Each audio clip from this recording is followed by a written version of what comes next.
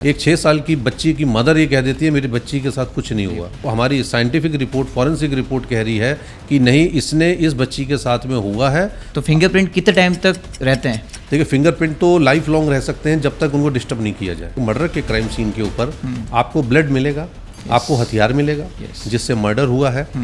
ये चीज़ें होंगी जिससे कि विक्टिम को असॉल्ट किया गया, किसी की डेथ बॉडी को दफना दिया गया है, उसके बाद उसकी जो हड्डी होती है, कंगाल होता है, उसके थ्रू भी क्या क्राइम का पता लगाया जा सकता है? आपने नेपोलियन बोनापार्ट का केस सुना होगा। उनको आर्सेनिक दिया गया था। चीफ मिनिस्टर ऑफ पंजाब थे बेन सिंह जी। उनका ब्लास्ट किया गया था, ब्लास्ट में मर्डर किया गया था, टेररिस्ट अटैक था। लेकिन वो मोबाइल के अंदर है, मोबाइल को बॉम्ब पे बांधा हुआ है। जब ब्लास्ट हुआ उसका प्रेशर और इम्पैक्ट से ये इतनी सी सिम इतनी बड़ी हो गई। तो सीन को रिक्रिएट करने की जरूरत पड़ती है। मिसकॉन्सेप्शन बहुत सारे हैं, किसी का वास्ता नहीं पड़ता फॉरेंसिक साइंस से तब तक मिसकॉन्सेप्शन है। तो हमारी लेबोरेटरी में वो इतने सारे जार्स पड़े हुए हैं। हमारे गार्ड जो होता है, पुलिस का गार्ड, वो भी शाम को उस जगह नहीं जाता है। तो यहाँ तक पहुँचते पहुँचते सर अब आप आस्तिक रह चुके या नास्तिक बन गए हो?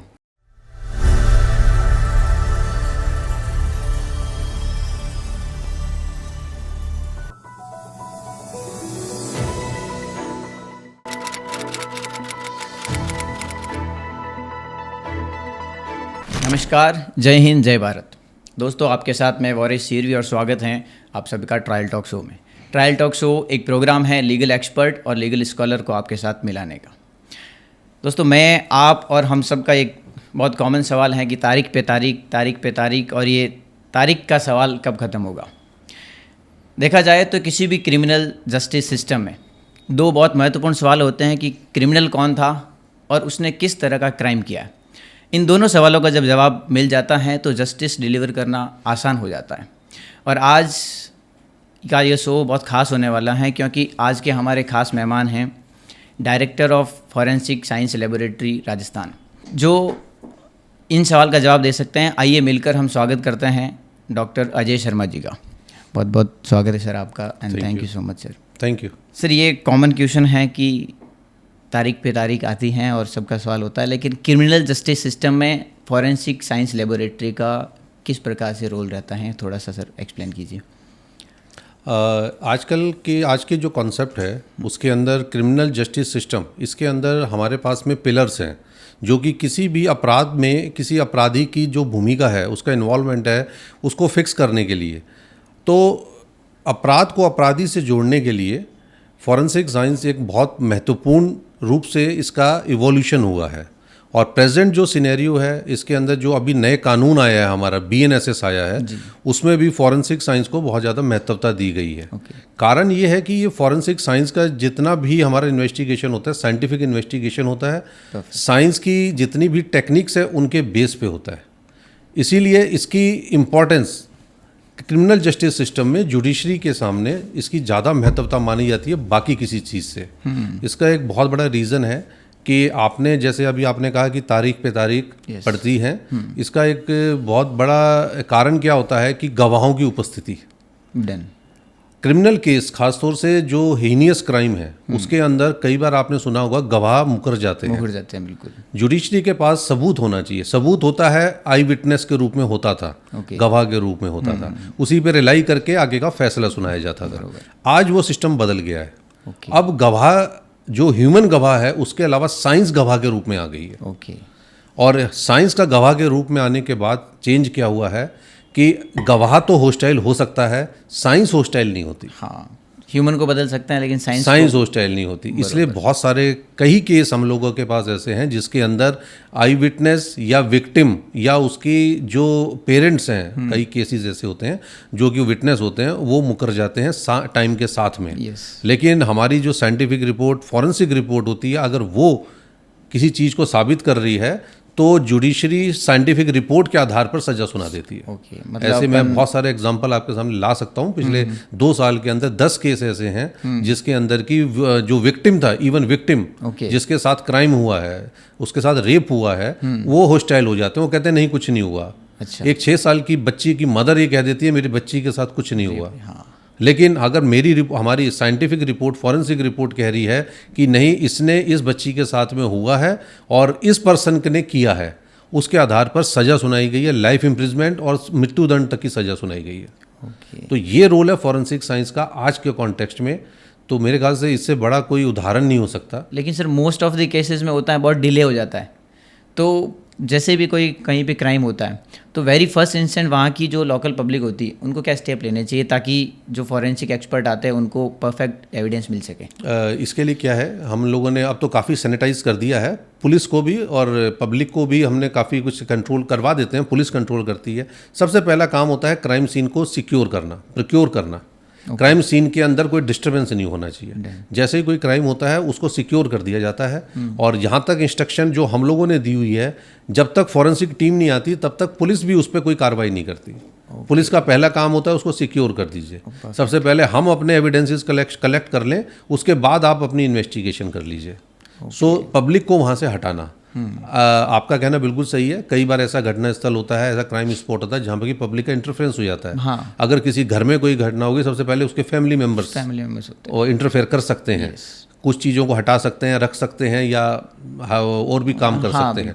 तो ऐसा होता है। कोशिश ये होती है कि जैसे ही इंफॉर्मेशन मिलती है सबसे पहले क्राइम सीन को सिक्योर कर दिया जाए।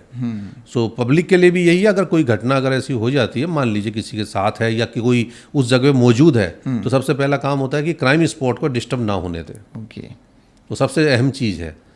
ठीक है, उसको सिक्योर करके रखें ताकि एक्सपर्ट आए और उनकी जी हाँ, हम अपना काम उसमें ढंग से करवा सकें और जो एविडेंशियरी वैल्यू है एग्जिबिट की उसको हम प्रोक्योर करवा सकें। बरोबर। उसको किसी चीज़ को टच नहीं करना चाहिए। कई बार होता है कि जैसे मैं आपको बताऊं, अगर किसी सुसाइड का केस है और बॉडी हैंग कर रही है, फैमिली सबसे पहले आके बॉडी को उतारती है। वो एक जायज़ चीज़ भी है क्योंकि क्या पता जिंदा है या ट्रीटमेंट दे सकते हैं। तो अगर वो तो एक कॉमन चीज़ है, उतारना ही पड़ेगा। बट बहुत सारी जगहों पर ऐसा होता है जहाँ पे ज़रूरत नहीं होती किसी चीज़ को, तो सबसे पहले जो पब्लिक होती है या फैमिली होती है वो अपना इन्वेस्टिगेशन शुरू कर देती है। वो नहीं करना चाहिए। तो फिर उनके जो फिंगरप्रिंट आते हैं, वो इंटरफेयर करते हैं। तो फिंगरप्रिंट कितने टाइम तक रहते हैं? देखिए, फिंगरप्रिंट तो लाइफ लॉन्ग रह सकते हैं जब तक उनको डिस्टर्ब नहीं किया जाए। ओके। ऐसी कोई चीज़ नहीं है कि फिंगरप्रिंट वॉलेटाइल नहीं है कि उड़ जाएगा। जब तक उसको टच नहीं किया जाए या उसको ऑब्लिटरेट नहीं किया जाए वो वहीं रहता है। ओके। तो उसमें, लेकिन अगर कोई किसी और ने उस पर दोबारा से टच कर दिया तो उसका फिंगरप्रिंट उस पर डोमिनेट कर जाएगा, मिक्स हो जाएगा। ओके।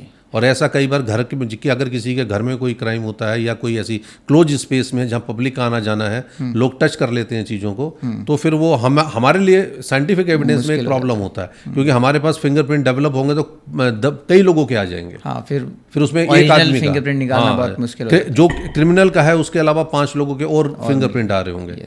तो ऐसा लगेगा कि 5 लोग शामिल हैं, जबकि होता एक आदमी होता है। तो ये दिक्कतें आ जाती हैं। तो इसलिए ये कहा जाता है कि उसे सिक्योर कर दीजिए, कोई टच नहीं करेगा। इवन पुलिस टच नहीं करनी, पुलिस को भी कहा जाता है आप टच नहीं करेंगे किस चीज़ को। ओके।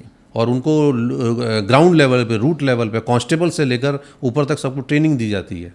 बिना ग्लव्स आप कुछ भी चीज़ को नहीं हटाएंगे, टच नहीं कर सकते, टच नहीं करें। तो बहुत सारी प्रिकॉशंस है, साइंटिफिक हम लोग बताते भी हैं, ट्रेनिंग्स भी है और काफ़ी ऐसा फॉलो भी हो रहा है। ओके। तो ये सारा शुरुआती आधार होता है कि आप कैसे इस क्राइम के इस केस को लेके चलेंगे। अगर यहाँ पे प्रिकॉशन फॉलो होगी तो केस सक्सेस भी जाता है। नहीं तो एविडेंस खत्म हो गया तो फिर कोर्ट ऑफ लॉ के अंदर तो एविडेंस पर ही सजा होगी, तो उसके बिना सजा हो नहीं सकती। कोर्ट तो कागजों का भूखा है। बिल्कुल बिल्कुल। तो सबूत चाहिए उसको। तो मतलब ये एक मेजर रीज़न है किसी भी केस के डिले होने का। डिले होने का एविडेंस में, अगर हमें सारे जो एविडेंसेस हैं, जो हमारे एग्जिबिट्स हैं, मौके से सही तरीके से प्रिक्योर हो जाए, कलेक्ट हो जाए, तो साइंटिफिक, मैं अपना पार्ट बता रहा हूँ, साइंटिफिक इन्वेस्टिगेशन जल्दी हो जाएगी। ओके। अगर मेरे पास मिक्स होकर सामान आएगा, मान लीजिए कोई भी, तो उसमें फिर हमें छांटना पड़ेगा और ज़्यादा एनालिसिस करना पड़ेगा। जैसे मैंने आपको बताया, अगर 5 लोगों के फिंगरप्रिंट आ गए तो हमें 5 लोगों को ढूंढना पड़ेगा। नहीं तो एक ही आदमी और एक सस्पेक्ट, एक से मिलान करना है। ओके। तो वो टाइम बेच जाता है उसके अंदर। बाकी मोस्टली क्रिमिनल केस, जैसे कोई मर्डर हो गया, तो फॉरेंसिक रिपोर्ट आने में कितना टाइम लग जाता है ऑलमोस्ट? ये एक्चुअली क्या डिपेंड करता है कि उसमें किस किस तरह की इन्वेस्टिगेशन चाहिए जा रही है। ओके। एक मर्डर केस में, एक मर्डर के क्राइम सीन के ऊपर आपको ब्लड मिलेगा, आपको हथियार मिलेगा जिससे मर्डर हुआ है, ये चीज़ें होंगी जिससे कि विक्टिम को असॉल्ट किया गया। अब हम ढूंढते हैं, हम किसी क्राइम सीन पे ढूंढते हैं, ये तो चीज़ें हैं, बट जिसने क्राइम किया उसके भी तो एविडेंस होने चाहिए। हमारा काम होता है क्राइम को क्रिमिनल से रिलेट करना। ओके। विक्टिम का भी पार्ट होता है, भी विक्टिम है उसकी भी चीज़ें वहाँ मौजूद होंगी। अगर वहाँ पे स्कफल हुआ है, अगर छीना झपटी हुई है, कुछ रेजिस्टेंस डेवलप हुआ है विक्टिम की तरफ से, तो विक्टिम के भी वहाँ पर कुछ चीज़ें होंगी, जैसे बाल, विक्टिम के भी बाल वहाँ होंगे, और जो आपका एक्यूज्ड है, कल्प्रिट है, उसकी भी चीज़ें होंगी। तो हमें वो दोनों चीज़ कलेक्ट करनी पड़ती है वहाँ से। तो कुछ चीज़ें विक्टिम से रिलेट करती है, कुछ क्रिमिनल से रिलेट करती हैं। उन दोनों को एक साथ लाकर और क्राइम को क्रिमिनल से रिलेट करना और बाकी चीज़ों को विक्टिम से रिलेट करना, तो दोनों काम एक साथ चलते हैं। तो एक मान लीजिए मर्डर का क्राइम सीन है, उसके ऊपर हमें हेयर भी मिलेंगे, फुटप्रिंट्स भी मिलेंगे, फिंगरप्रिंट्स भी मिलेंगे, ब्लड भी मिलेगा, जो असॉल्ट के लिए हथियार अगर कोई यूज़ हुआ वो भी मिलेगा। इसके अलावा और बहुत सारी चीज़ें ऐसी मिलेंगी जो ये डिपेंड करता है, ये किसी भी क्राइम सीन में एक जैसी चीज़ें नहीं होती है, हर एक में एक नई चीज़ भी मिल सकती है। तो हमें वहाँ आसपास से सब चीज़ लेनी पड़ती है। अगर किसी का मर्डर किया गया है और उसको उससे पहले कोई सेडेटिव दे दिया गया है, कोई नशे की दवाई दी गई है ताकि वो रजिस्ट ना करे, तो वो भी चीज़ हमें वहाँ मिलेगी। चाय के कप मिलेंगे, गिलास मिलेगा, टूटी हुई चीज़ें मिलेंगी। विक्टिम की कई बार, जैसे अगर लेडी है तो विक्टिम की बैंगल्स मिलती हैं हमें, टूटी हुई, फटे हुए कपड़े भी मिल सकते हैं। ये डिपेंड करता है वहाँ क्या क्या मिलेगा। जितना ज़्यादा हमें सबूत मिलेंगे उतना ज़्यादा पुख्ता कर सकते हैं केस को हम। सो अब इसके बाद में जब हमारे पास आएगा तो ये डिपेंड करेगा हमसे पूछा कितना जा रहा है। अगर मैंने इतनी सारी चीज़ें बताई तो ये इन सब का एग्जामिनेशन होगा। तो उस केस के अंदर फिर हमें अलग अलग डिवीज़न का एग्जामिनेशन में अलग अलग तरीके का टाइम लगता है। फिंगरप्रिंट में जो हमारा एग्जामिनेशन है वो जल्दी हो सकता है, लेकिन अगर ब्लड का एग्जामिनेशन है उसमें देर से लगेगी। पोस्टमार्टम होगा अभी तो, जो विक्टिम होता है अगर डेड बॉडी है उसका पोस्टमार्टम होके हमारे पास विसरा सैंपल आएगा। विसरा सैंपल के अंदर वो ये पता करने के लिए इसको कोई जहर तो नहीं दिया, कोई और चीज़ तो नहीं है। जरूरी नहीं मर्डर जिससे हुआ है, चाकू से ही मरा है आदमी, हो सकता है उससे पहले उसको अगर किसी को शराब पिला के पहले, दो दोस्त हैं, शराब पिला दी किसी को, फिर उसका मर्डर किया गया, तो उसके विसरा में हमें शराब मिलेगी, जो कि उसके बाद के बयान से कोरोबरेट होगी। अगर कल्प्रिट पकड़ा जाएगा तो उससे पूछा जाएगा, वो बताएगा कि हम दोनों ने बैठ के यहाँ शराब पी थी, और अगर विसरा में शराब मिल रही है तो इसका मतलब वो सच बोल रहा है, कोरोबरेटिव एविडेंस बनता है। तो अब इस तरह के एग्जामिनेशन में 1 महीना लगेगा, उन एग्जामिनेशन में 2 दिन लगेंगे, 5 दिन लगेंगे। तो हर एक का अलग अलग है कि किस में कितना समय लग जाएगा। बहुत बार ब्लड मिक्स हो जाते हैं विक्टिम्स के और एक्यूज्ड के।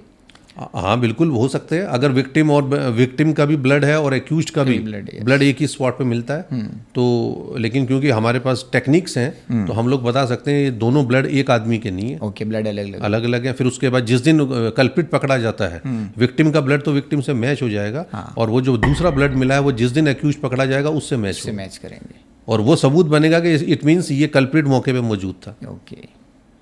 परफेक्ट। एक सर ये भी माना जाता है कि किसी की डेथ बॉडी को दफना दिया गया है, उसके बाद उसकी जो हड्डी होती है, कंगाल होता है, उसके थ्रू भी क्या क्राइम का पता लगाया जा सकता है कि क्राइम किस हद तक का था?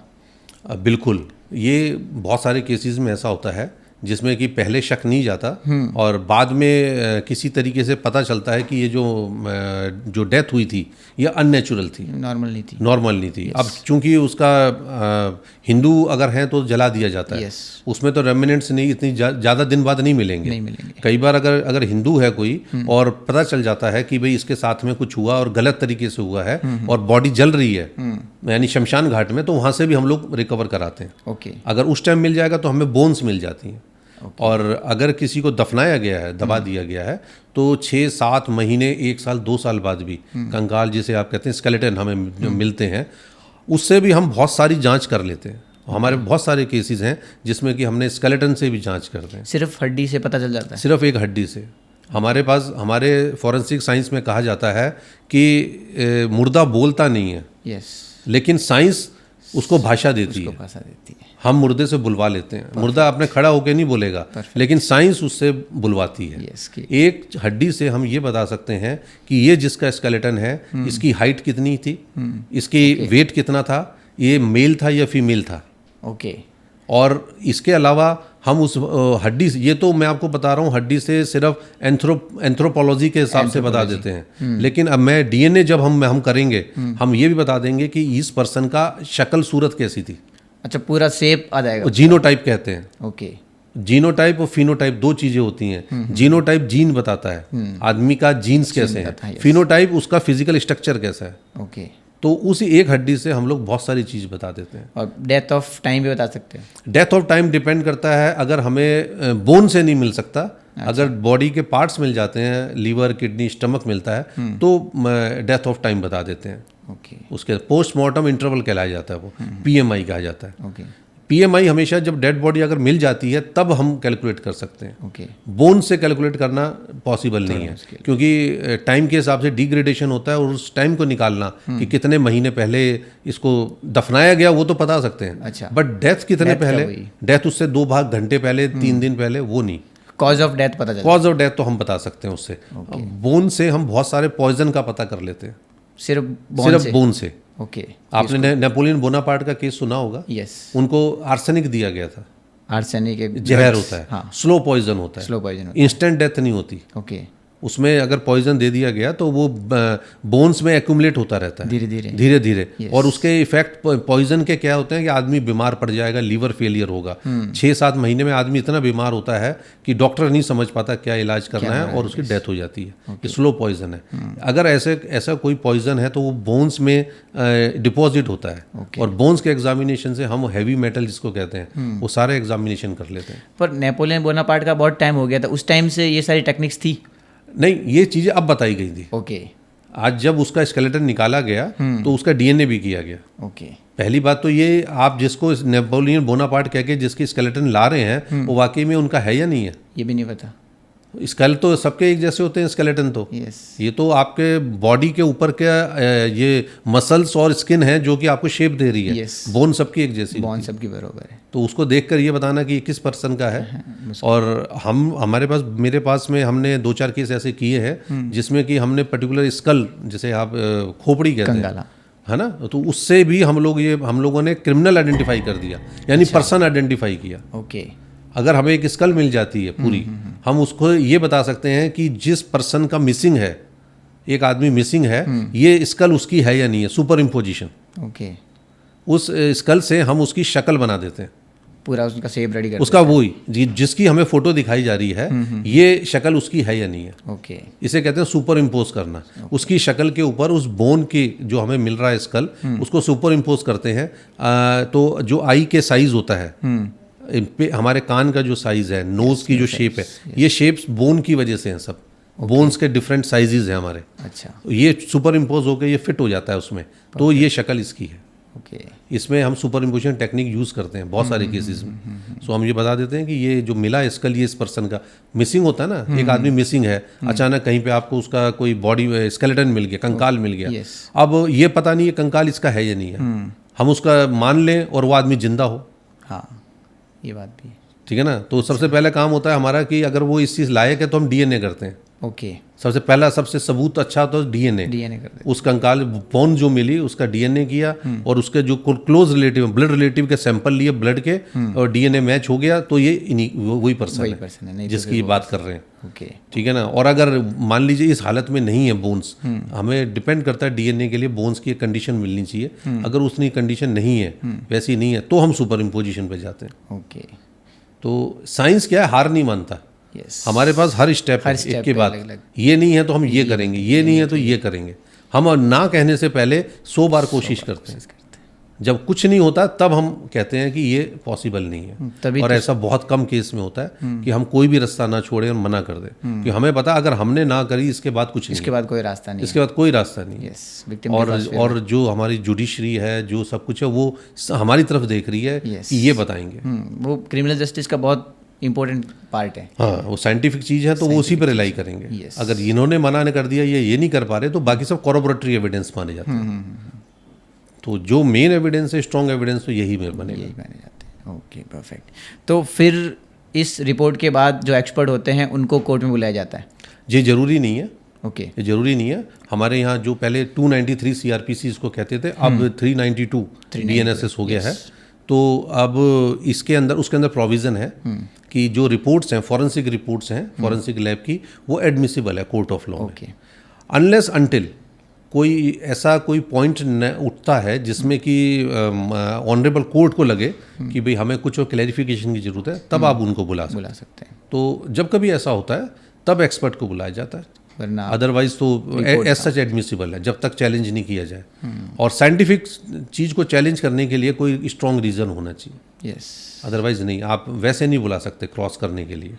बस वो उस जो रिपोर्ट में लिखा गया है उसको, उन पॉइंट्स पे अगर कोई डाउट है या कोई क्लैरिफिकेशन चाहिए तो आप बुला सकते हैं। और यूजुअली ऐसा ही होता है। नहीं तो हमारा जो एक्सपर्ट है वो, हम इतने केस करते हैं, वो तो फिर ऑफिस में बैठ ही नहीं सकते, तो कोर्ट में खड़ा रहना पड़ेगा। और डिफेंस तो हमेशा जो भी अपोजिशन होता है वो हमेशा चाहता है भी हम बुलाए, बिल्कुल क्वेश्चन रेज करे, टाइम गैप ले, टाइम के साथ बस। तो इसलिए वो ज़रूरी नहीं है कि बुलाया जाए सभी उसमें। तो ये जो प्रोसेस होता है बहुत लंबा टाइम होता है, और क्योंकि हर क्राइम स्टेट के अगेंस्ट होता है। यस। तो आपको कभी स्टेट से या गवर्नमेंट से प्रेशराइज होना होता है कि नहीं इसको जल्दी कीजिए या फिर एविडेंस को टेम्पर कीजिए, ऐसा कुछ? मेरी आज तक की मेरा जो जर्नी है, एक भी ऐसा एग्जांपल नहीं है जहां पर कि किसी भी तरह की एजेंसी ने या किसी ने, मैं सभी का बताऊंगा, ना तो एजेंसी, इन्वेस्टिगेटिंग एजेंसी, ना other than investigating agency, outside investigating agency, कभी कोई ऐसी कोई भी एक एग्जांपल नहीं है जहां पर भी ये कहा गया हो कि हमें ये रिपोर्ट चाहिए। ओके। हमेशा हमारे पास में जो होता है वो हमारा एक एथिकल व्यू भी है, जो केस ज़्यादा हीनियस होता है उसको जल्दी करने का कहा जाता है। भाई लॉ एंड ऑर्डर सिचुएशन ख़राब है, आप इसको जितना जल्दी हो कर दीजिए। यस, ये जरूर प्रेशर हमारे ऊपर आता है। और ये प्रेशर हम लोगों के पास में नियरली पूरे साल रहता है। बहुत सारे फॉरेंसिक साइंटिस्ट के ऊपर ये प्रेशर हमेशा रहता है कि हमें, ये रेस अगेंस्ट टाइम है। फॉरेंसिक साइंस का जो हमारा प्रिंसिपल है वो रेस अगेंस्ट टाइम है।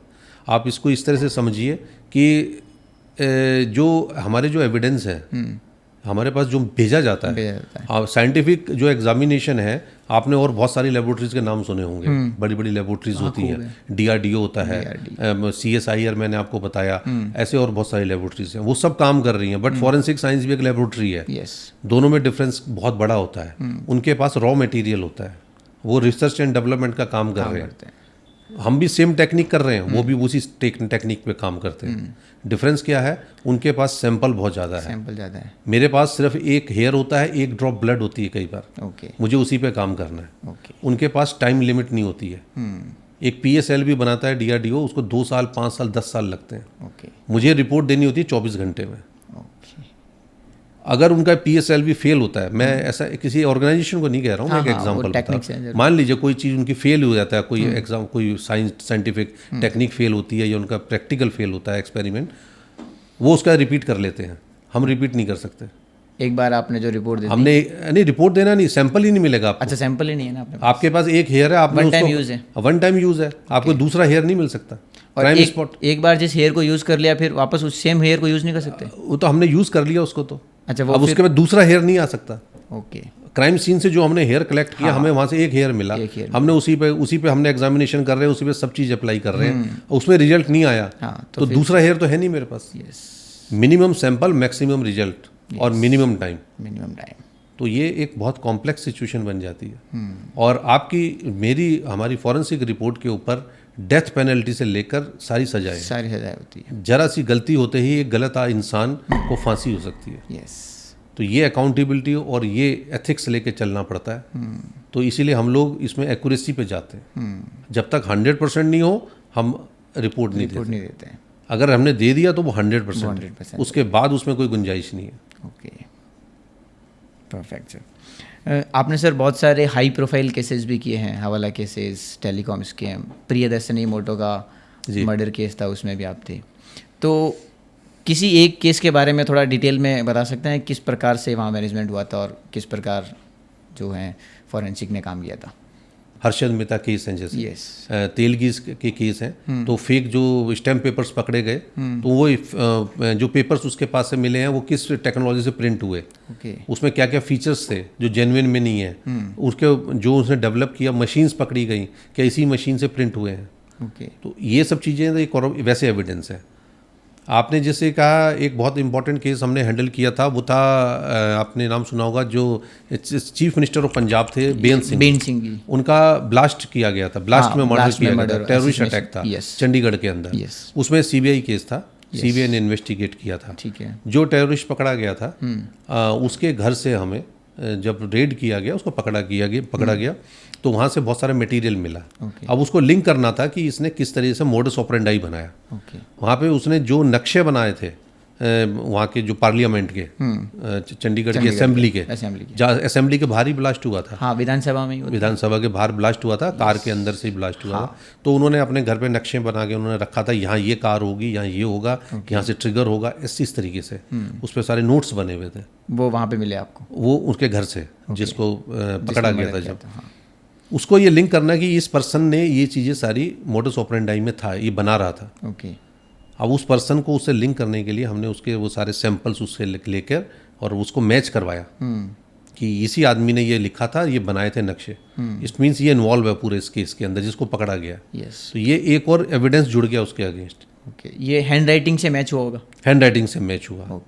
इसी तरह जो अभी राजस्थान के अंदर आपने दरगाह ब्लास्ट हुआ था अजमेर में, वो वहाँ पर बॉम्ब ब्लास्ट किया गया था, टेररिस्ट एक्टिविटी थी। और वो एक इस तरह का केस था जिसके अंदर की रिमोट से बॉम्ब ब्लास्ट किया गया था। मोबाइल के साथ बॉम्ब को कनेक्ट किया गया था और उसके बाद में मोबाइल में जैसे ही बेल होगी, बॉम्ब का सर्किट पूरा हो जाएगा और वो ब्लास्ट कर जाएगा। अब बेल करने के लिए पर्सन को वहाँ होना जरूरी नहीं है, उसने तो वो वहाँ प्लांट करके और चला गया। और जब वहाँ दूर जाके जब टाइम हुआ, जिस टाइम ब्लास्ट करना, उस समय उसने उसको डायल कर दिया और वहाँ ब्लास्ट हो गया। अब क्रिमिनल क्राइम स्पॉट पे प्रेजेंट ही नहीं है। उसने तो दूर जाके रिमोट से उसने ब्लास्ट कर दिया, पता नहीं कहाँ है। ब्लास्ट साइट पे आपको क्या मिलेगा? कुछ वहाँ तो बॉम्ब ब्लास्ट हो गया। वो रेमिनेंट्स भी नहीं है। नहीं, हमें अब आपने कह दिया कुछ नहीं मिलेगा। हम कह रहे हैं हमें वहाँ सब चीज़ें मिलती है। यहीं से आम आदमी और फॉरेंसिक साइंटिस्ट में फ़र्क शुरू होता है। परफेक्ट। हम यहीं से शुरू करते हैं। जब ये होता है कि यहाँ पर कुछ नहीं है, वहीं से हम निकालते हैं सब कुछ। जहाँ कुछ नहीं बचता है फिर वहाँ हम सब कुछ निकालते हैं। हमने उस साइट से हमें बहुत सारी चीज़ मिलती है। हमें रेमिनेंट्स मिलते हैं। बॉम्ब तो ब्लास्ट हो गया, वहाँ रेमिनेंट्स मिलते हैं। बॉम्ब फटने के बाद में जो वहाँ एक्सप्लोजन हुआ, हमारा पहला काम होता है ये पता करना। सबसे पहला काम, ये जो बॉम्ब ब्लास्ट हुआ है ये किस चीज़ से ब्लास्ट किया गया। बॉम्ब ब्लास्ट के हम जो सोच रहे हैं बॉम्ब ब्लास्ट, एक बॉम्ब का सोच रहे हैं। हमारा सोचने का तरीका होता है बॉम्ब में ब्लास्ट करने के लिए मटेरियल क्या यूज़ है।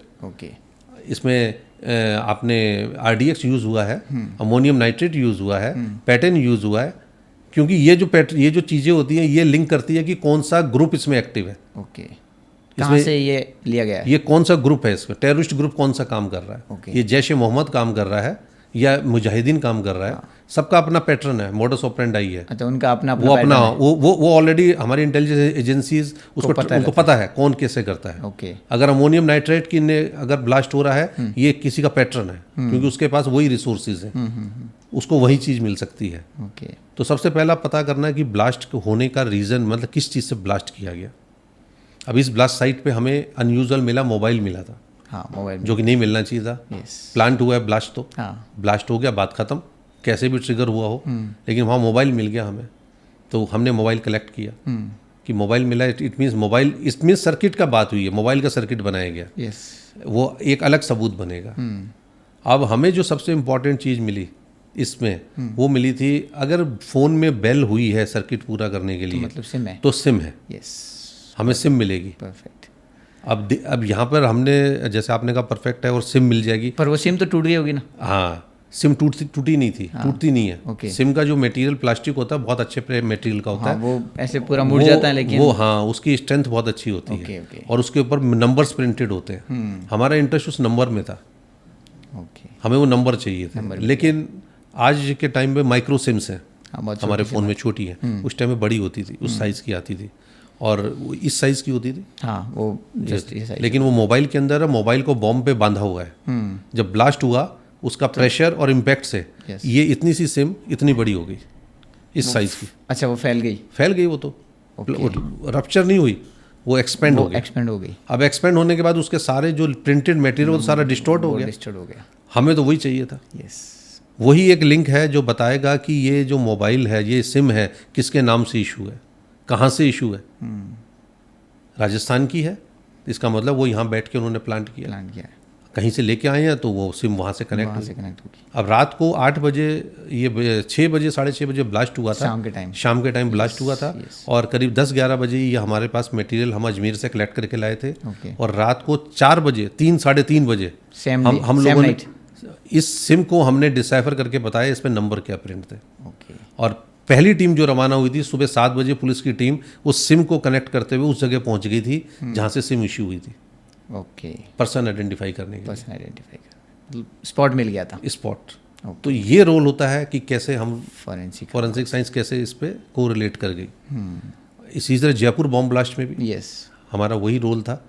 वहाँ पे दूसरी चीज़ें मिली थी हमें, वहाँ पर हमें क्योंकि अमोनियम नाइट्रेट से किया गया था, लेकिन साइकिल पे बांधा गया था। जब फटता है तो उसमें जो DRX होता है, अमोनियम होता है, वो तो पूरा बिखर जाता है ना। हम बिल्कुल, हमें वो नहीं मिलेगा कभी भी। मैं आपको फिर बता रहा हूँ, फॉरेंसिक साइंस रेमिनेंट पे काम करती है। प्योर चीज़ हमें कभी नहीं मिलती है, हमें तो जली हुई चीज़ मिलेगी। और हम उस जली हुई चीज़ से बताते हैं कि ये क्या चीज़ है। जब चीज़ ख़त्म हो गई उसको वापस लाना, ये फॉरेंसिक साइंस का काम होता है। अगर किसी जली हुई जगह पर हम जाते हैं जहाँ पे आग लग गई है, हम ये बताते हैं कि ये जो आग लगी है ये पेट्रोल से जला था, ये डीजल से जला था, केरोसिन से जला था, या और किसी चीज़ से। आपने गोधरा केस सुना होगा, गोधरा कांड। वहाँ पर काम यही था। हाँ, वो पेट्रोल केरोसिन था पूरा। किससे जला? अब पेट्रोल से जला कि केरोसिन से? अगर दोनों जिससे भी जला, बाहर से फेंका गया कि अंदर था? ये भी फॉरेंसिक साइंस बताएगी। जिस समय आग लगी उस समय ये अंदर से फेंका गया था कि बाहर से? सीट ऑफ फायर क्या है, शुरू कहाँ से हुई आग? शॉर्ट सर्किट भी तो हो सकता है आग लगने का कारण, जरूरी थोड़ी हमेशा पेट्रोल डीजल हो। तो ये पता करना, तो हम रेमिनेंट पे काम करते हैं, बची हुई चीज़ों पे। हमारे पास प्योर सैंपल कभी नहीं होता, हमें हमेशा बची हुई चीज़ मिलती है। और उसी से एक कहावत होती है, बेकार से कार बनाते हैं। इसीलिए फॉरेंसिक साइंस कलाकार कहलाती है। तो हम बची हुई चीज़ों से सबूत इकट्ठा करके साइंटिफिक वे में उसको प्रूव करते हैं कि ये चीज़ है। इसीलिए आई विटनेस से ज़्यादा इसलिए स्ट्रॉन्ग इसको माना जाता है। जब किसी भी पर्सन का मर्डर किसी फायर आर्म से होता है, तो मैंने ये भी पढ़ा है कि just because of that body उसे ये पता चल जाता है कि वो किस गोली से हुआ और किस आर्म से हुआ। ये भी पॉसिबल है? बिल्कुल पॉसिबल है। ये तो बहुत छोटा सा है। ये आप जो पूछ रहे हैं बात, ये तो सबसे आसान काम है हमारे लिए। पहला काम ही ये होता है, अगर किसी पे फायर किया गया, मान लीजिए किसी पिस्टल से गोली चला के किसी को मारा गया है, बॉडी के अंदर जो उसका जो हमें मिलेगा, कारतूस मिलेगा जिसे कहते हैं, बुलेट मिलेगी, उस बुलेट से हम ये बता देते हैं ये किस हथियार की बुलेट है। हर एक का बुलेट साइज, हर एक का बुलेट का जो स्पेसिफिकेशन अलग अलग है। कंट्री मेड और स्टैंडर्ड वेपन दो तरह के होते हैं। कंट्री मेड जिसको हम देसी कहते हैं, देसी कट्टा, उसका जो बुलेट होगा वो उसी के लिए बनाया जाता है देसी की तरीके से। और जो स्टैंडर्ड वेपन्स हैं उनके बुलेट अलग होते हैं। इसलिए आपने कई बार अगर मूवीज़ में देखा होगा, इतने mm की बुलेट मिली, ये मिली। AK-47 की बुलेट और पिस्टल की बुलेट एक जैसी नहीं होती, अलग अलग होती है, सबकी अलग होती है। तो उससे हथियार आइडेंटिफाई होता है कि जिससे मारा गया उसके पास कौन सा हथियार है। उसकी स्पीड भी पता चल जाती है। बिल्कुल, ये भी बताते हैं हम ये कितनी दूर से फायर किया गया। अच्छा, डिस्टेंस बताते हैं, कितनी दूर से फायर किया गया। और उसके बाद में ये भी बताते हैं कि इसकी स्पीड कितनी थी बुलेट की। स्पीड और डिस्टेंस दोनों, ताकि क्राइम सीन पे वो एग्जैक्ट मैच होता है। वो कितनी दूर से किया गया, क्लोज रेंज फायर है या short range fire, short range fire है या लॉन्ग रेंज फायर है, दोनों बताया जाता है इसके अंदर। अगर बुलेट मिल गई है तो बुलेट किस हथियार से निकली है, और जिस दिन वो हथियार पकड़ा जाता है उस हथियार को से लिंक करते हैं उस बुलेट को। कई बार क्या होता है, हथियार मिलता है, बुलेट नहीं मिलती है। हर बार बुलेट नहीं मिलेगी आपको। उसने फायर किए, हमने क्राइम सीन ढूंढा, बुलेट अगर फॉर एग्जांपल किसी कमरे में आपने 4 या 5 फायर किए, उसमें से सबसे पहले हम बुलेट रिकवर करते हैं। बॉडी में मिल गई, ठीक है, बाकी 3 बुलेट भी ढूंढ दी जाती है। कहीं दीवार में मिलेगी, कभी अलमीरा में लगी मिलेगी। कई बार बुलेट शिफ्ट हो जाती है, नहीं मिलती, किसी ऐसी जगह चली जाती है जो हम नहीं ढूंढ पा रहे हैं। कई बार एंगल बना के बाहर निकल जाती है, वो ट्रेजेक्ट्री बन जाती है उसकी। तो नहीं मिलेगी बुलेट। ठीक है, तो ऐसे में भी ये होता है, अभी 3 बुलेट मिली, 2 मिली, जो भी है। और जिस दिन वो आर्म मिल जाएगा उस दिन उस बुलेट के साथ कनेक्ट करेंगे। और हम हमारे पास जब केस में हथियार आ जाता है, कहीं पकड़ा जाता है, तो हम टेस्ट फायर करते हैं उसको अपनी लैब के अंदर, ओके चला के देखते हैं। ओके उससे जो बुलेट चलेगी, वो हथियार हमें मिल गया, उससे हम कंट्रोल फायर करते हैं। उसमें बुलेट डाल के हमें बुलेट मिलती है, सप्लाई होती है, ओके उसे डाल के वो बुलेट चलाई जाएगी। उस बुलेट को हम एक स्टैंडर्ड जगह पे चलाते हैं, हमारा फायर रूम बना हुआ है, वो दोबारा से उस बुलेट को रिकवर किया जाता है। ओके अब उस बुलेट को और जो बुलेट क्राइम सीन पे मिली है, तब दोनों को कंपेयर किया जाता है, इसी हथियार से चली थी कि चली नहीं। थी नहीं चली थी, वो उससे पता तो हम एक्यूरेट मैच कर देते हैं उसमें। ओके बहुत सारे केसेस हैं ऐसे जिसमें हुआ है। और आपने अगर नेशनल लेवल पे आपने केस सुना हो, जेसी का लाल मर्डर केस, जैसे लाल मर्डर केस, उसमें सिर्फ यही एग्जामिनेशन था। जेसी का लाल की बॉडी में जो बुलेट मिली, वो जो एक्यूज पकड़ा गया, उसके पास जो पिस्टल थी उससे चली थी नहीं चली थी, अगर उससे मैच हो गई है इसलिए उसको सजा हो गई। इट मीन्स उसी ने फायर किया था। इसने बिल्कुल कंफर्म लिंक दे दिया। तो सीन को रिक्रिएट करने की ज़रूरत पड़ती है? बहुत बार बढ़ती है। तो कई बार क्या होता है कि क्राइम होने के बाद में बहुत टाइम हो या जाता तो इन्वेस्टिगेटिंग बॉडी चेंज होती है, कई बार ऐसा भी होता है, या दोबारा से इन्वेस्टिगेशन की ज़रूरत है। उस टाइम पर ये होता है कि क्या हो सकता था, पोजीशन क्या थी। मान लीजिए किसी जगह पर ऐसा हुआ है कि फॉरेंसिक टीम ही नहीं गई, कभी बुलाया नहीं गया, उस समय मान लिया गया, अगर डेड बॉडी मिली गई आपको हैंगिंग कंडीशन में, सबने कह दिया सुसाइड किया है, सुसाइड किया है, ये मान लिया गया। और 6 महीने बाद ये बताया गया कि नहीं सुसाइड नहीं था, उसको तो मर्डर करके हैंग कर दिया था। ओके अब उस टाइम पे ये होता है कि दोबारा से अब देखा जाए इसको, तब हम दोबारा से उसको सीन को रिक्रिएट करते हैं अच्छा कि ये बताया गया है क्या ये पॉसिबल है या नहीं है। जिस चुन्नी से रस्सी से लटका के बताया गया है उसकी स्ट्रेंथ इतनी है कि वो इस वेट की बॉडी को ले लेगी। शो किया गया होगा, बॉडी को तो उतार दिया जाता है, मैंने जैसा आपको बताया, हाँ, सिर्फ आपको वो मिल रहा है, तो उस टाइम तो ये मान लिया सुसाइड है।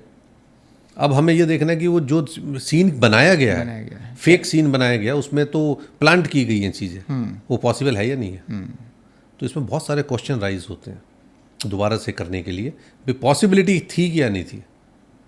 एक्सीडेंट में भी करते हैं हम क्राइम सीन रिक्रिएट, इससे जो बताया गया ऐसा एक्सीडेंट हो सकता है नहीं हो सकता। अच्छा, हम डमीज़ बनवाते हैं ओके उस पर्सन का, जिस पर्सन का डिसीज्ड होता है उसकी डमी बना के दोबारा से उसको, मान लीजिए ये बताया गया कि छत से नीचे बॉडी गिर गई थी, वो उसमें गिर गया था या फेंका गया था, जिस पोजीशन में आके गिरा है डमी, वहीं पर वो बॉडी गिरी थी नहीं गिरी थी, ओके किसी किसी ने धक्का दिया था या खुद गिरा था, दोनों में पोजीशन में फ़र्क होगा।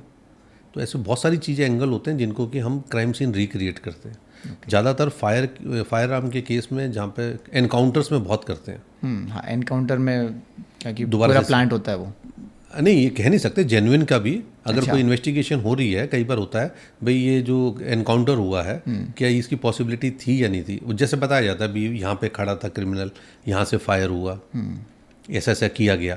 तो अब कोर्ट ऑफ लॉ अगर ये चाहता है कि कोई डाउट हो रहा है, तो हम दोबारा से बताते हैं, करते हैं, क्या इस डिस्टेंस से जो बुलेट उसकी बॉडी में मिली है, क्या इस डिस्टेंस से जहाँ से बता रहे हैं फायर किया गया था या दूसरे पर्सन ने गोली चलाई थी, वही चीज़ बन सकती है, नहीं हो सकता।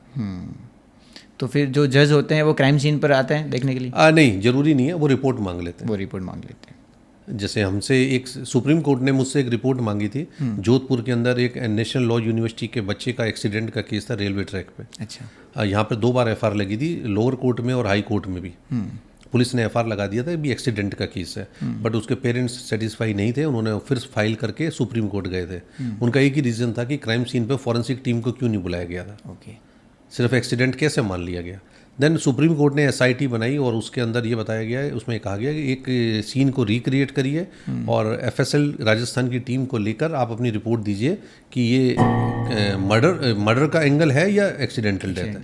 हमने दोबारा से ट्रेन चलवाई, ट्रैक के ऊपर दोनों डायरेक्शन से चलाई, डमीज़ को रखा, करीब 10 डमीज़ को ट्रेन से हिट करवाया, ओके, और दोबारा से बताया गया, उस सारे एंगल को साइंटिफिक बता के फिर रिपोर्ट दी गई कोर्ट को, सुप्रीम कोर्ट को, कि नहीं ये एक्सीडेंट का ही बनता है, इसमें कोई भी ऐसा एविडेंस नहीं आ रहा जिससे में दूसरे कोई एंगल आ रहा हो।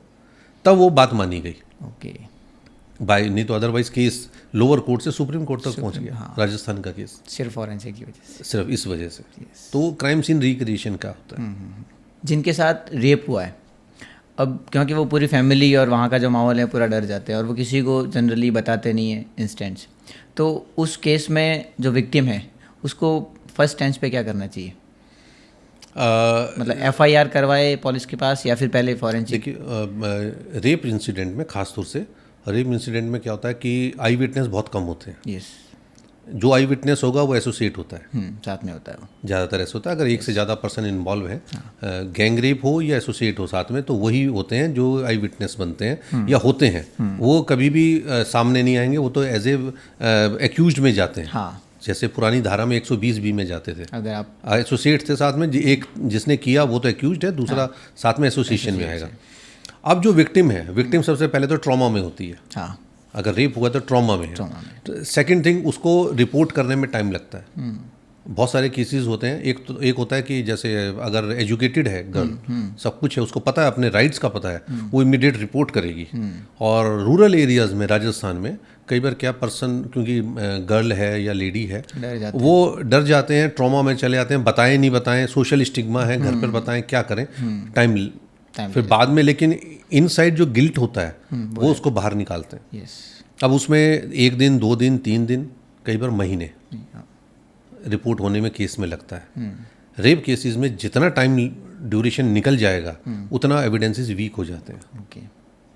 इमीडिएट रिपोर्टिंग होनी चाहिए, इमीडिएट मेडिकल होना चाहिए। हमारे पास जितने भी सबूत हैं, हम जिस पे काम करते हैं, गाइडलाइन के हिसाब से विदिन 72 आवर्स वो सब चीज़ें हमें मिल सकती हैं। बाद में धीरे धीरे ख़त्म होती हैं चीज़ें। ऐसे किसी भी इंस्टांस में खास तौर से हमें विक्टिम के कपड़ों की बहुत ज़रूरत होती है जो उसने उस समय पहने होते हैं। एक्यूज्ड के भी कपड़ों की ज़रूरत होती है हमें। तो अगर विक्टिम के पास में ऐसा कुछ भी, अगर इन केस कोई ऐसा इंस्टांस हुआ है और फैमिली में किसी को पता चलता है, तो कभी भी उस चीज़ों को ख़त्म करने की कोशिश नहीं करें। वो प्रिजर्व करना चाहिए उसको और हैंड ओवर करना चाहिए। अब बजाय इसके कि उन चीज़ों को ख़त्म किया जाए। अब ये सोशल स्टिग्मा है, अवेयरनेस की ज़रूरत होती है। जहाँ पर इस तरह के केस होते हैं और जल्दी हमें बता दिया जाए या पुलिस को जल्दी इन्फॉर्मेशन हो जाए, तो सजा में हमें बहुत जल्दी हम लोग एविडेंस ला सकते हैं। जितना टाइम निकलेगा उतना वीक हो जाएगा केस। वो तो बॉडी सिस्टम में बहुत सारी चीज़ें मिल नहीं पाएंगी, फिर सारी चीज़ें ख़त्म हो जाएंगी। कई बार ये देखा जाता है सर कि मेडिकल एग्जामिनेशन के लिए डायरेक्ट अगर जाते हैं तो हॉस्पिटल वाले भी डायरेक्ट मेडिकल एग्जामिनेशन नहीं करते हैं विदाउट पुलिस। तो ये रूल होना चाहिए कि डायरेक्ट मेडिकल एग्जामिनेशन हो जाना चाहिए, क्योंकि कई बार FIR नहीं होती है, पुलिस सपोर्ट नहीं करती है। इसमें क्या है, इसमें एक लीगल प्रोविज़न है। वैसे सभी हॉस्पिटल्स को ज़्यादातर इंस्ट्रक्शन ऐसे हैं, इन केस कोई क्राइम रिपोर्ट है, डॉक्टर को लगता है, पता चल जाता है ये क्रिमिनल केस है, तो वो सबसे पहले चाहेगा कि पुलिस को इन्फॉर्म किया जाए। देखिए, डॉक्टर अपने लेवल पे अगर ट्रीटमेंट शुरू कर दे, आप जैसा कह रहे हैं, और उसमें जो एविडेंसेस हैं वो उसको कलेक्ट करने पड़ेंगे और बाद में हैंडओवर करने पड़ेंगे। हमारे अगर लॉ के अंदर एक टर्मिनोलॉजी आती है, चेन ऑफ कस्टडी। तो चेन ऑफ कस्टडी मेंटेन करने के लिए हमें वो प्रोसीजर फॉलो करना पड़ता है। बजाय इसके कि डॉक्टर स्टार्ट कर से, उसमें देर होती है। जैसा आपका जो क्वेश्चन है वो बेसिकली कंसर्न है कि विक्टिम है, उसका ट्रीटमेंट या उसके साथ में जो भी है डॉक्टर का इलाज देर में शुरू हो रहा है, पहले पुलिस का इंतजार किया जाता है कि वो आ जाए और पहले FIR लिखी जाए या फर्स्ट इन्फॉर्मेशन ली जाए, उसमें टाइम लगता है। इस सिस्टम को तेज करने की जरूरत है। हाँ, ये जो सिस्टम बहुत स्लो होता है, उस वजह से कई बार विक्टिम्स बहुत प्रेशराइज होते हैं। ये इस सिस्टम को फास्ट करने की ज़रूरत है कि इमीडिएट रिस्पांस होना चाहिए। अगर कोई विक्टिम आता है और डॉक्टर इन्फॉर्म कर रहा है तो इमीडिएट पुलिस स्टेशन से या जो टीम है वो इमीडिएट पहुंचे। और वैसे मेरे ख्याल से आज के सिस्टम में मैं आपको अपडेट करूँ, ये चीज़ इसीलिए फास्ट कर भी दी गई है। बहुत सारी हेल्पलाइन नंबर्स हमारे हैं। हेल्पलाइन नंबर्स है, मेरे ख्याल से बहुत सारे आपने इंस्टांस देखे होंगे। अगर एक पैनिक बटन दबा दें तो विदिन सेकंड्स आसपास की PCR आ जाती है। तो या जो भी 112 वाली हमारे व्हीकल्स हैं पुलिस के, वो आ जाते हैं। सेम इंस्टांस वहाँ पे हॉस्पिटल्स में भी होता है। डॉक्टर के बुलाते ही वो लोग पहुँच जाते हैं और पहला काम शुरू कर देते हैं। एक ऐसा कौन सा मिसकंसेप्शन है जो फॉरेंसिक के बारे में लोगों को लगता है? मिसकॉन्सेप्शन बहुत सारे हैं।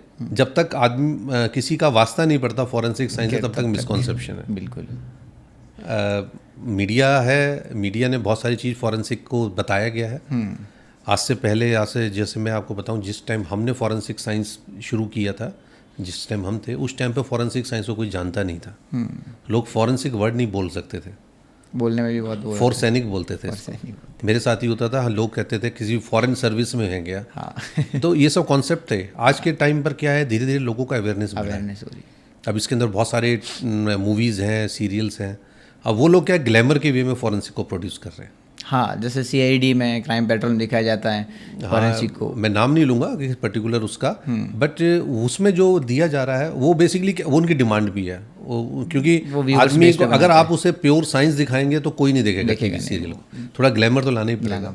और इंडियन कॉन्टेक्स्ट में तो होता ही है भी, आपको पहले ग्लैमर लाएंगे तो ही लोग देखने लगेंगे। अब total pure crime related movies जो हैं उसके अंदर भी क्योंकि सस्पेंस होता है तो आदमी देखता रहता है। आप उसमें सस्पेंस ख़त्म कर देंगे तो वो नहीं देखेगा।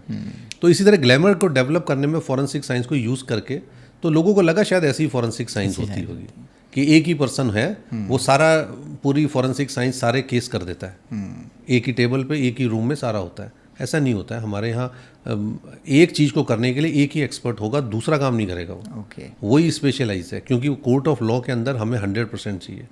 तो जो पर्सन अगर पॉइजन का एनालिसिस कर रहा है वो हैंड राइटिंग का नहीं करेगा, हैंड राइटिंग वाला आर्म्स का नहीं कर सकता। तो बहुत स्पेसिफाइड, बहुत उसमें काम करते हैं। अब पब्लिक का कॉन्सेप्ट ये है, जैसे मैं आपको एक लाइटर वे में बताऊँ, टेक्निक्स को ऐसे बताया गया है कि ऐसा हो जाता है। फॉरेंसिक साइंस तो ये भी कर देती, जैसे कि जादू होता है। आपने छड़ी घुमाई और तो मुझसे ट्रेन में पूछा गया, मेरा को पैसेंजर था, मैं ट्रैवल कर रहा था, तो ये पूछा गया कि आप तो वहाँ पर हैं, तो मैंने कहा हाँ वहाँ पर है। कि हमने सुना है वहाँ पर एक मशीन होती है जो झूठ पकड़ती है। यहाँ तक सही था, झूठ पकड़ती है मशीन, लाइट डिटेक्शन है हमारे पॉलीग्राफ। तो मैंने कहा हाँ वो होता है। बोला हाँ उस पर बैठते ही मशीन बताती है झूठ झूठ झूठ। मैंने कहा ऐसा कभी नहीं होता, हमारी कोई मशीन नहीं बोलती, हमें ही बताना पड़ता है कि इसके ग्राफ से ये है कि नहीं है। उन्होंने फिर एक ने बताया कि आपके यहाँ एक मशीन होती है, इधर से आप राख डालिए, ऐश डालिए, उधर से पेपर निकलता है। ऐसा भी कभी नहीं हो सकता। तो ये सब मिसकॉन्सेप्शंस होते हैं कि शायद ये हैं, ये तो ये भी कर देते हैं। और बहुत सारे मिसकॉन्सेप्शन ये है कि आपकी तो इतना टेक्निक है तो ये क्यों नहीं कर सकते। साइंस हमेशा लिमिटेशन के साथ आती है, लिमिट है, कोई ना कहीं तो लिमिट होती है। बहुत सारी चीज़ें, अगर मुझे कोई चीज़ नहीं मिल रही है, अगर वो लिमिटेड मटेरियल नहीं मिलेगा तो नहीं मिलेगा। तो वो उनका ये होता है कि भाई ये क्यों नहीं मिल सकता, एडवांस है, टेक्निक्स तो बहुत है, अब उनके हिसाब से तो सब कुछ हो सकता है। लेकिन हमारी लिमिटेशन होती है, बहुत सारी चीज़ नहीं हो सकती। और जो हम करते हैं कई बार तो जादू की तरह होता भी है।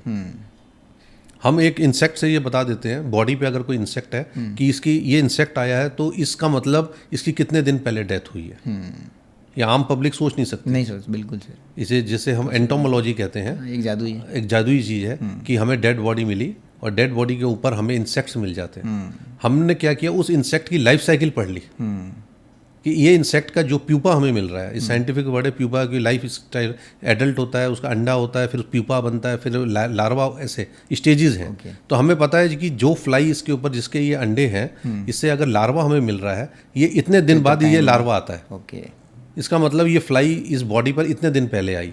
तो हमने ये फार्मूला बनाया, तो इससे पता कर लिया कि इसका मतलब डेथ इतने दिन पहले हुई। वो हर चीज़ का एक प्रोसेस है। अब ये हमने तो डेवलप करके फाइनल रिजल्ट से बता दिया।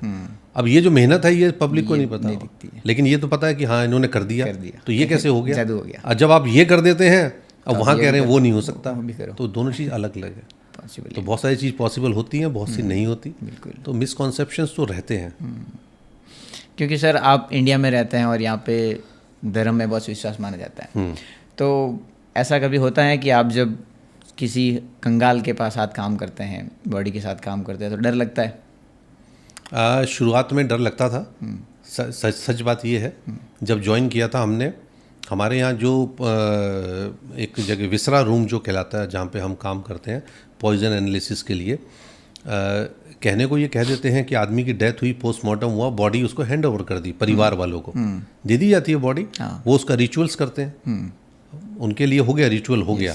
गंगा में जाकर हड्डियां भी बहा दी जाती है, अस्थियां विसर्जन कर दी जाती है।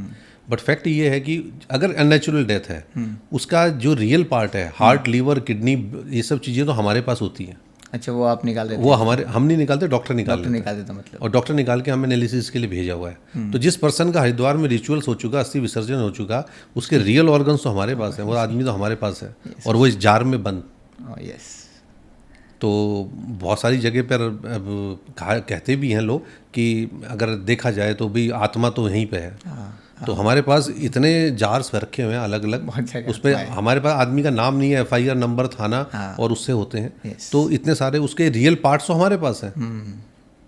उसका जो विसर्जन हुआ, जो उसका रिचुअल हुआ, वो तो रेस्ट जो था, मान के करते हैं उसका वो वो मेन हो पार्ट गया। तो हम लोग, लेकिन फिर भी हमने एथिक्स रखा हुआ है। हम उनको एनालिसिस करके उसके बावजूद ऐसा नहीं करते कि उसको डस्टबिन में डालते हैं उन पार्ट्स को। हमारे पास एक इंसिनेटर रखा हुआ है हमने, कि उन पार्ट्स को बाद में जैसे इलेक्ट्रिक चिमनी होती है इस तरह से उसको ख़त्म करते हैं हम उसको, क्योंकि डेड के पार्ट्स हैं, किसी पर्सन के पार्ट्स हैं। उसको ऐसा नहीं कि हमने यूज़ किया और उसको उसमें फ्लश कर दिया जाए या ये नहीं, वो नहीं करेंगे। लेकिन ये बाहर किसी को हम बताते भी नहीं है, कि पर्सन को तो ये होगा हमारे पार्ट्स हमारे पास है, लेकिन वो ज़रूरी है, उस पर्सन के लिए ज़रूरी है। अगर इन केस कुछ ऐसा कुछ इंसिडेंट हुआ है उसको न्याय देने के लिए, उसमें हम यूज़ करते हैं। तो हमारी लेबोरेटरी में वो इतने सारे जार्स पड़े हुए हैं। अगर कोई हमारे गार्ड जो होता है, पुलिस का गार्ड, वो भी शाम को उस जगह नहीं जाता है।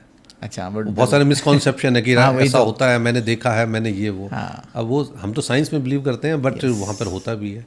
और आप जो कह रहे हैं कि क्राइम सीन होता है, अगर कोई डेड बॉडी है, हमारे पास बहुत अलग अलग तरीके के केस होते हैं। कई बार ऐसा होता है कि बी हेडेड, गर्दन कट गई है और वो अलग कहीं फेंक आया और बिना गर्दन की डेड बॉडी है। अब एक क्राइम सीन है, वहाँ एग्जामिनेशन तो करना ही पड़ेगा। तो आपने जो हम हॉरर मूवीज़ में देखते हैं वो सीन हमारे सामने रहता है। भीलवाड़ा का जो केस था, भट्टी कांड, जो अभी हुआ है, जिसमें भट्टी में लड़की को जला दिया था, तो उसमें क्राइम सीन के ऊपर जब हमने लिया था, उसमें उसका जो लड़की का जो सर हमें मिला था, जलने के बाद में जो सर बचा था उसको काट दिया गया था।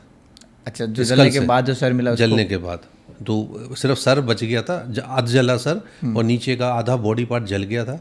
तो क्योंकि उसको फेंकना था अलग अलग जगह, तो वो बचे हुए जले हुए पार्ट से भी सर को काटा गया, गर्दन से काटा गया। अच्छा। और उसके नीचे वो सारा कुछ जो मटेरियल था वो इस तरह लटका हुआ था जिसे आप देख नहीं सकते। तो वो पार्ट हमें अलग मिला था। ओके। तो आप यानी कि आप इमेजिन नहीं कर सकते। और हमने सारी रात काम किया था वहाँ पे, करीब 2-2:30 बजे तक। टीम हमारी वहीं थी, हम लोग वहीं थे, और हमने सारा वो एविडेंसेस कलेक्ट कराना, उसको रिलेट करना। तो ये सब चीज़ें वो हैं जो कि अब बाद में डर ख़त्म कर देती हैं। हाँ, फिर वो धीरे धीरे टाइम के साथ डर खत्म हो जाता है। अगर आप हमारी कभी लैब में आए तो आपको, हमें शुरू में तो आपको तो स्मेल लगेगी। जब हम फर्स्ट टाइम आए थे तो मेरे को भी बहुत वो लग रहा था, सारे लोग मुंह ढकना पड़ता है, स्मेल आती है, और केमिकल्स हैं साथ में। जो मैं आपको बता रहा हूँ बॉडी पार्ट्स हैं, हम बॉडी पार्ट्स जो है, हमारे प्रोसेस ऐसा है कि एसिड में भी उसको बर्न किया जाएगा, तो वो स्मेल बहुत ज़्यादा होती है। लेकिन क्या हम लोगों को आदत पड़ गई है, हमें वो स्मेल नहीं आती है, आपको नहीं आती, क्योंकि आदत पड़ गई, धीरे धीरे आदत पड़ गई। तो वही चीज़ है कि हमें आदत पड़ जाती है। ये मेरे एक दोस्त हैं, अच्छे साइंटिस्ट हैं, फॉरेंसिक साइंटिस्ट हैं, अब तो रिटायर्ड हैं। उनसे भी ये पूछा गया कि आप जब देखते हैं तो आपको नींद आ जाती है रात को? आप जब ऐसा देख के आते हैं क्राइम सीन पर तो रात को नींद आ जाती है? तो उन्होंने बहुत अच्छा जवाब दिया था। उन्होंने कहा जिस दिन नहीं देखूँ उस दिन नींद नहीं आती। तो हमारे साथ यही आदत हो गई, अब आदत हो गई है, देखते ही नींद आएगी कि जिस दिन केस नहीं मिले तो उस दिन नींद नहीं आती। सही बात, मतलब काम से प्यार हो जाता है धीरे धीरे। तो यहाँ तक पहुँचते पहुँचते सर अब आप आस्तिक रह चुके या नास्तिक बन गए हो? नहीं, हम देखिए साइंस के हिसाब से तो ना तो आस्तिक ना नास्तिक। सही है। हम चीज़ हमेशा साइंस में बिलीव करते हैं। जिस चीज़ को पैमाने पे खरा किया जा सकता है वो चीज़ रियलिटी में मानना चाहिए। तो आस्तिक और नास्तिक तो कुछ भी नहीं होता। अगर वो प्रूव हो सकता है और हम उसमें कर सकते हैं तो विश्वास पैदा हो जाएगा। अगर नहीं कर सकते, आज कोई भी पर्सन आपको हाथ में राख लेकर और कुछ दिखा सकता है और आपको विश्वास हो जाता है तो आप उसको भगवान मान लेते हैं, क्योंकि आपको चमत्कार दिखता है। आपने, आपके दिल ने, आपके दिमाग ने उसको मान लिया तो है। तो हमारा मानने का तरीका साइंस है, हम उसको मान लेते हैं। अगर साइंस के पैरामीटर पे सही है तो साइंस है। आपको उसके पीछे का प्रोसेस पता रहता है, प्रोसेस पता होते हैं। तो अगर उसको आस्तिक में ले लीजिए या नास्तिक में ले लीजिए, जो औरों के लिए आस्तिक वाली बात होगी हम लोग उसको नहीं मानेंगे तो नास्तिक माने जाएंगे, ये नहीं हो सकता। और बहुत सारी चीज़ों में हम मान सकते हैं कि हाँ आस्तिक वाली बातें। और बाकी तो ये है कि विश्वास करने के लिए आदमी को ये चीज़ें ताकत देती है। आप किसी भी चीज़ पे विश्वास कर लीजिए। बिल्कुल। भगवान में मानते हैं आप? बिल्कुल, मानना ही चाहिए। बिल्कुल। ये देखिए, जिस चीज़ को आपने नहीं, किसी एक चीज़ को तो मानेंगे, हाँ, एक शक्ति को मानना ज़रूरी है और वो चीज़ आपको स्ट्रेंथ देती है। हाँ, जब भगवान को कोई मानते हैं तो मेरे को भी यही लगता है कि किसी पर्टिकुलर चीज़ के प्रति आपका विश्वास होता है तो आपको शक्ति वो देता उसको है। शक्ति देता है। बस। भगवान का रूप नहीं मानना चाहिए, भगवान का। भगवान को मानना चाहिए, बट उसको किसी रूप में मत मानिए, ढालिए मत उसको, इसके किसी से बंधिए मत। तो आपके लिए भगवान, हमारे लिए अगर हिंदू वाले भगवान है तो जो मोहम्मडन है, मुसलमान है, उनके भी भगवान भगवान है, तो भगवान के रूप में मानिए उसको। मैं चर्च भी जाता हूँ, मुझे चर्च बहुत अच्छे लगते हैं, ओके। शांति मिलती है, तो वही भगवान है। आपको तो एक शक्ति की पूजा करनी है, तो उसको विश्वास कर लीजिए, तो वही भगवान है। मैं गुरुद्वारे भी अच्छा लगता है जाना, ऐसा नहीं है कि हम वहाँ नहीं जा सकते, जाना चाहिए, और उसको भी पैरामीटर पे, अपने पैरामीटर पे जज कर लीजिए कि हाँ ठीक है, ये भी है तो ये भी भगवान है। बिल्कुल, तो इस तरह से मानना चाहिए, तो उस वे में मानना है। बिल्कुल, एक विश्वास है। जी, विश्वास। लास्ट में सर आप कुछ कहना चाहेंगे स्टूडेंट्स को? स्टूडेंट्स के लिए तो देखिए बेसिकली ये है कि ये जो चेंज ऑफ ईरा चल रहा है, अगर कोई साइंस स्टूडेंट है उसके लिए एक कैरियर का स्कोप है। ओके। ये जो पीरियड है ये गोल्डन पीरियड है साइंस पर्सन्स के लिए, अगर वो इसके को एज ए कैरियर लेना चाहते हैं। और ये कैरियर उन्हीं के लिए है जो कि एडवेंचरस लाइफ चाहते हैं, मोनोटोनस नहीं चाहते। नॉर्मल आपको अगर आराम की ज़िंदगी चाहिए, अच्छी सैलरी चाहिए, और फैमिली के साथ अच्छा टाइम चाहिए, 9 to तो आपके 5 पास बहुत सारे जॉब है। आप प्राइवेट सेक्टर में जाइए, आप सीईओ बनिए, बहुत MBA करिए। बहुत सारे ऑप्शन। अगर आपको एडवेंचर पसंद है, लाइफ में कुछ करना है, और आपको लगता है कि मैं इसके लायक हूँ, और आप सोसाइटी को कुछ देना चाहते हैं, तो आप इस फील्ड में आइए। ये टफेस्ट फील्ड है, आसान नहीं है काम इसके अंदर, आपकी अकाउंटेबिलिटी बहुत है इसके अंदर। सैलरी तो अलग फैक्टर है, सबको बराबर ही मिलेगी, ठीक है वो तो, लेकिन इसमें यह है कि आपको एक सेटिस्फेक्शन मिलेगा काम के प्रति सेटिस्फेक्शन। काम के प्रति रात को जब आप सोएंगे तो आपको ये लगेगा मैंने किसी के साथ न्याय किया आज। तो ये न्याय करने वाला जो सेटिस्फेक्शन होता है ना, ये सबसे बड़ा होता है। बिल्कुल। अगर आपको ये पोजीशन मिल सकती है तो आप अपने को फॉर्चुनेट मानेंगे कि मुझे मेरे जो जिसमें विश्वास करते हैं उसने मुझे ये मौका दिया कि मैं इस स्टेज पे हूँ कि मैं न्याय कर सकता हूँ।